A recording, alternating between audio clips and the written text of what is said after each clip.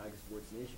I'm Justin Barnes here with Rick Okazaki, and we're going to tell you about the wide world of sports here at the ever-beautiful DePaul University. Take it away, Rick. Thanks, Barnes. Let's start with men's soccer. It took almost 100 minutes in Gambier, Ohio, but the men's soccer team got it done. Tigers defeated #1 ranked Kenyon 1-0 on Saturday, paying the Lords their first loss of the season and what is sure to mix up the national rankings in upcoming days. Zach Hoffman hit the game-winning goal off a throw-in just 10 minutes into the first overtime. The win gives the Tigers their second upset of the year, and they'll look to get back into the rankings themselves pretty soon here. The Tigers sit at 7-1 and 2 ties overall and 2-0 in the NCAC, while Kenyon drops to 8-1 overall and 1-1 in the conference. Next, they will host the Terriers of Hiram College on Saturday at noon. The women's soccer team fell to Illinois Wesleyan last night 2-0. Illinois Wesleyan outshot the Lady Tigers 23-5. DePaul returns to action on Saturday when they take on Hiram at 2:30. Rick, tell me something about football. For the third straight game, DePaul totaled over 200 yards both on the ground and through the air. With a 38-16 win over Kenyon, the Tigers are now 4-0 overall and 3-0 in the conference play. The Lords dropped to 2-3 on the season and 2-2 in conference play. The Lords scored an early field goal to take the lead 3-0. However, that would be short-lived as DePaul scored on their next 6 possessions. Yes, that's right, folks, 6. The Tigers will face Wittenberg this weekend for the Old Gold game. The series began in 1893 with DePaul winning 28-0, but things turned south for the Tigers from there. The last win against Wittenberg was in 1989 with a score of 14-10. Wittenberg leads the all-time series 7-2. Yeah, well, let's get one more win for the Tigers, huh? Unfortunately, it looks like that's all the time we have for you today. We're going to take a short break, but when we come back, Julia and Mackenzie will talk to you all about golf, volleyball, field hockey, and a whole bunch of other fun things. Bye.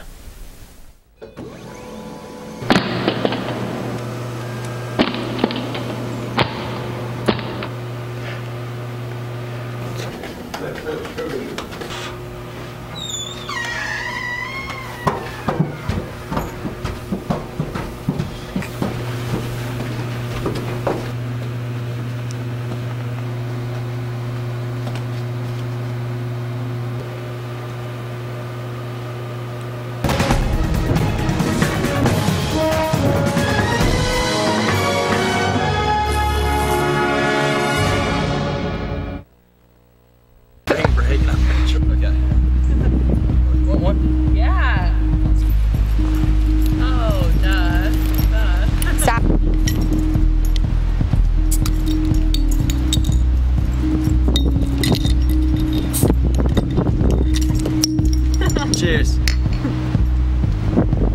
That's perfect. Get it.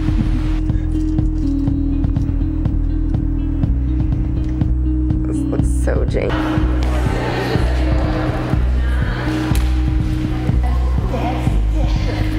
The camera.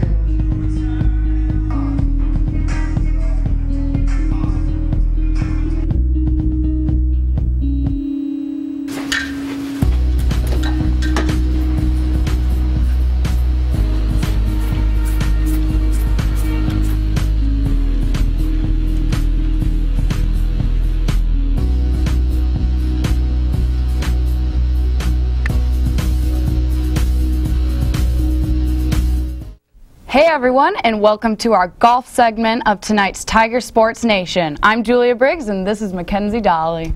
Hello, Tiger fans. 6 DePaul golf players competed at the Wabash Fall Classic on October 4th, with our own Quinn Smith leading the way in the 2-day tournament at the Crawfordsville Country Club golf course.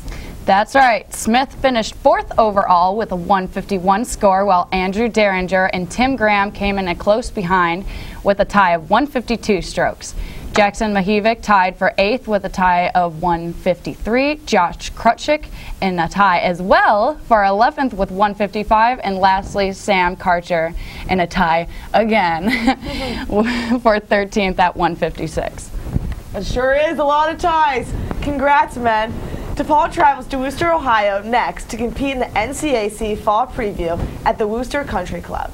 Stay tuned for that, guys. Gotta love our golfers. Speaking of, our girls team has been doing great as well, just finishing a match against Wooster on October 3rd.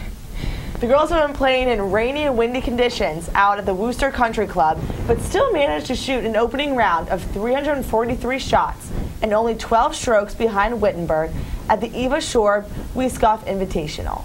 Shannara Kanagwe faced the Tigers with an 85 tie for 5th place, and Larissa Luloff, Rachel Miller, and Carissa Karras, who each shot an 86 for 9th place.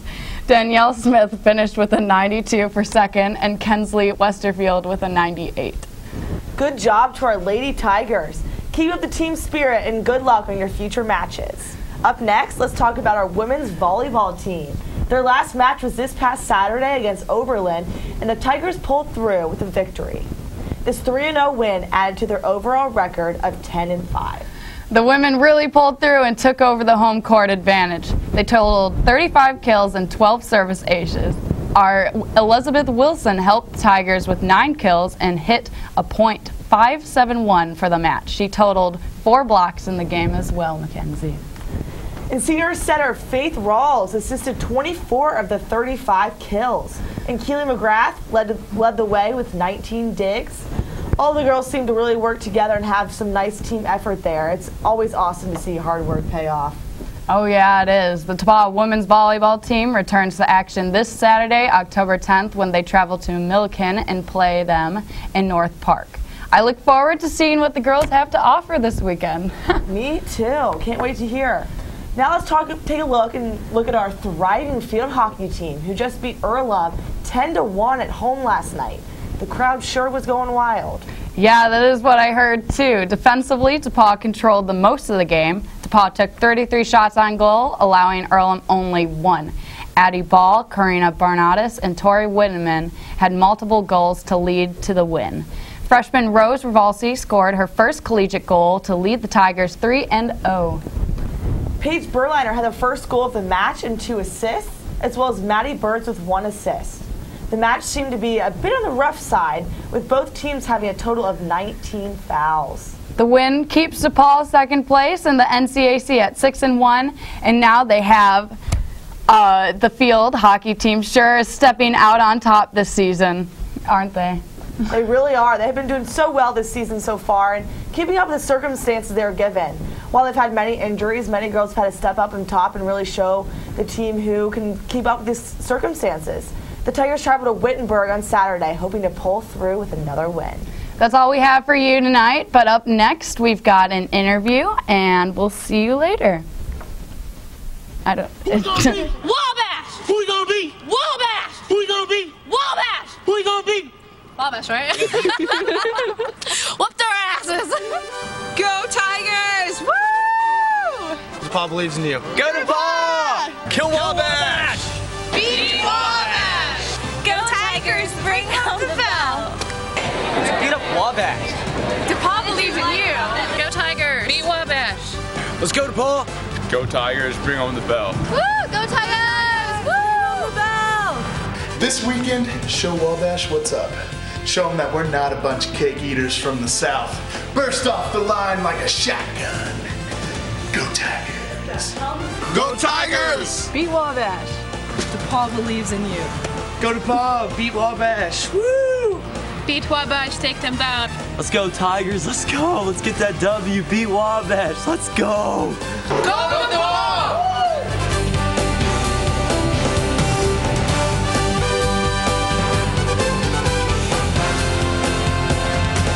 I played football 1 year. I don't know how much fun it is.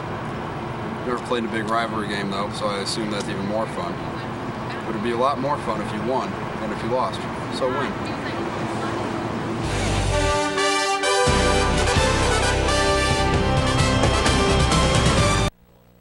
Okay. Want one? Yeah. Oh, duh. Stop.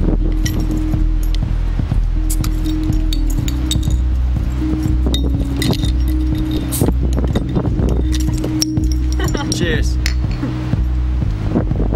That's perfect. Get it.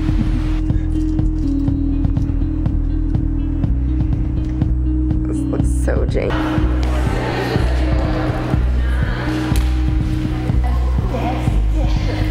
I can't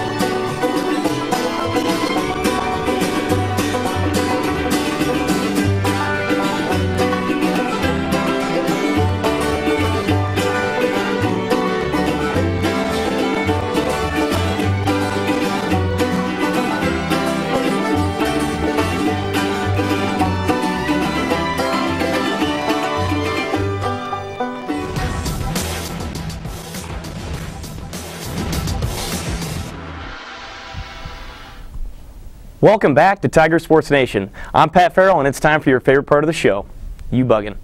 I'm going to start things off. All my life, I've been an Indiana University sports fan. Being born in the Hoosier State sort of makes you a prime candidate to become a fan of the Hoosiers, unless you're that weird sort that ends up liking Purdue, but I digress. When most people think of IU sports, they immediately think of basketball and Bobby Knight. But right now I'm going to talk about IU's most stubbed sport of all, football. No matter how horrible the Hoosiers have been throughout my life, I've always liked them, even though they've only been to one bowl game in my lifetime. And this was the 2007 Insight Bowl, in which they were absolutely demolished by Oklahoma State. But this year, the Hoosiers have looked different. They have a great defense and a reliable and potent offense led by some great veterans. So when it came down to play #1 Ohio State last Saturday, I wasn't super confident the Hoosiers could win, but I thought they could make it competitive. Well, did they surprise me. They were great at stopping Cardale Jones in the Ohio State passing attack, and for the first half, they shut down Ezekiel Elliott. Of course, Ohio State made a comeback as the best team in the country should, and Ezekiel started to have his way. But the Hoosiers persevered. Even after IU's running back, Jordan Howard, the leading rusher in the country so far, got hurt in the first quarter. And after their senior quarterback, Nate Sudfeld, got hurt in the third quarter. With backups in, the Hoosiers had a chance to tie the game at 34 and set it into overtime. However, IU coach Kevin Wilson thought it would be a good idea to run the clock down and keep running it down and down and down, even though he had 2 timeouts to use. He finally called one with 22 seconds to go and the Hoosiers in scoring position. But then he did the most confusing thing of all. With 8 seconds to go and backup quarterback Xander Diamont not knowing the play, he didn't call a timeout. Diamont fumbled the snap and backed up 20 yards and hurdled a pass that had no chance. You can beat the #1 team in the country and you don't take every timeout that you have at your disposal, and with a backup QB and a backup running back? Give me the headset next time, coach. That is disgraceful. I have but one question for you. You bugging? Everyone loves fantasy football, unless you're playing my team. Then you probably hate it, because I'm the best fantasy football player on campus. For those of you who don't know what fantasy football is when you have a virtual team on the internet, you draft real-life NFL players to play for your team, and each week you line up against another virtual team. Usually your friends, sometimes strangers. Based on how the players on your team perform in the real game, you're awarded a certain amount of points for your team. Unless you're Steve Smith Sr., who doesn't score any points anymore. But anyway, whoever's team accumulates the most points at the end of the week wins. It's really quite simple, people. Here in America, the only thing we love more than football is money. So naturally, it wasn't long until someone came along and industrialized the whole fantasy football game. FanDuel and DraftKings are just 2 of many websites that offer fantasy leagues for people to join and to play strangers for cold hard cash. These leagues have an entrance fee of anywhere from 25 cents to $1,000. It's a lot to spend on a virtual sport, right? Well, what if I told you could win $2 million doing it? Sounds pretty dope to me. That's chump change compared to the money that DraftKings and FanDuel are swimming in. Investors such as the MLB, NFL, NBA, MLB, CNN, and Time Warner have invested a total of $300 million in these companies. Bruh. Now, any industry making this much cash is going to be attractive to some cheaters. And that's exactly what I think is going on right now with the fantasy game. Get this.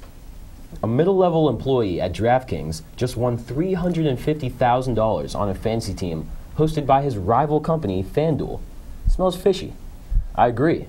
And so does New York Attorney General Eric Schneiderman.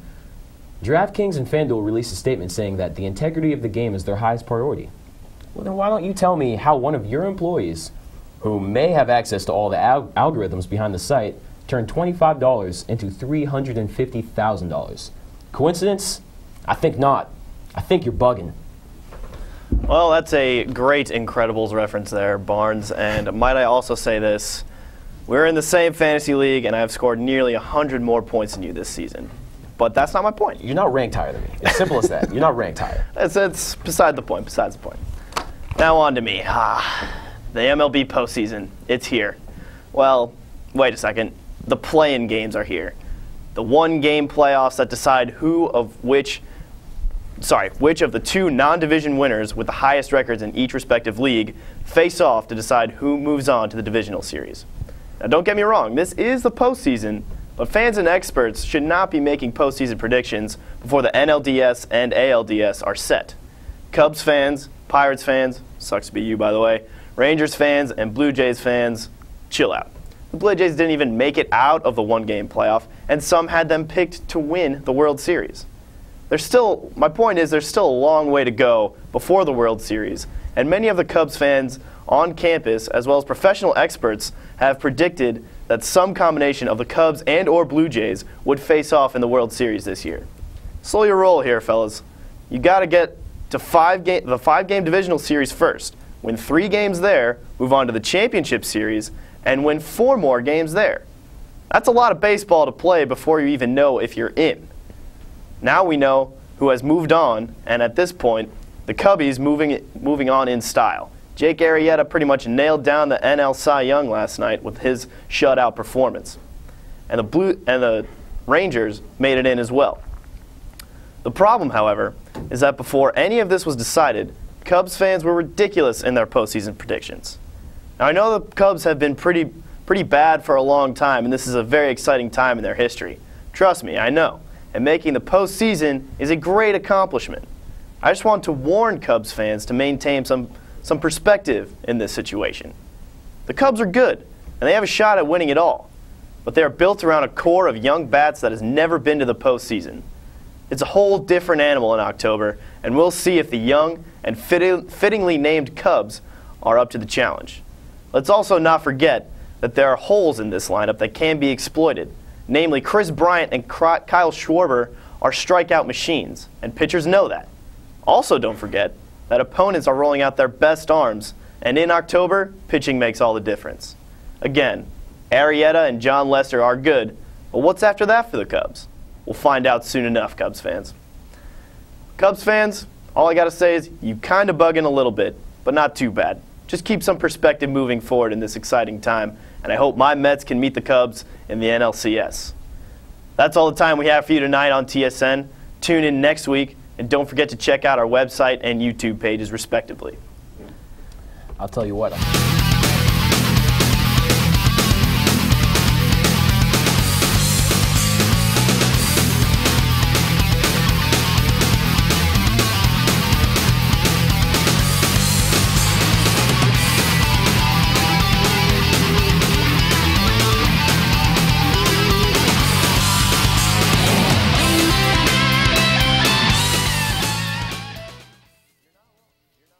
That sounds like an opinion to me. That sounds just like an opinion. I don't know if that's fact.